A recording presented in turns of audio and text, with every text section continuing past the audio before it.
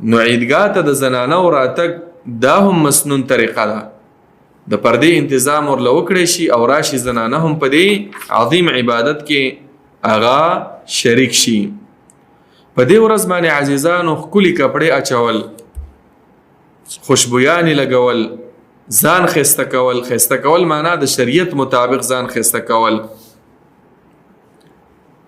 دا سنت طریقه ده.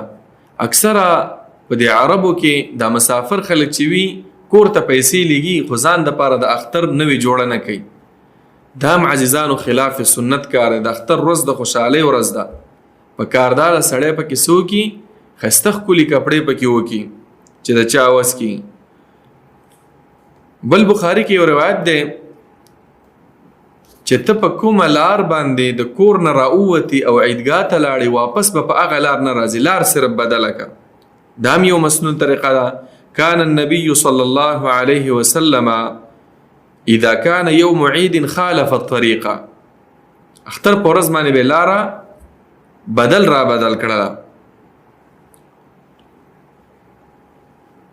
او بل د اختر په ورځ باندې وړوکې اختر په ورځ باندې چې ته کله جومات کې یا مونځ کېږي یا عیدګاه کې مونځ کېږي او ته وځې، نو ته به د مونځ نه مخکې خوراک به وکړې. بخاری کی روایت ده كان رسول الله صلى الله عليه وسلم لا يغدو يوم الفطر حتى يأكل تمرات. نبی علیہ الصلوۃ والسلام د اختر په ورځ باندې مونځ ته لا نه وته، مخکې به خوراک وکړو. او بیا د اختر د مونځ نه وروستو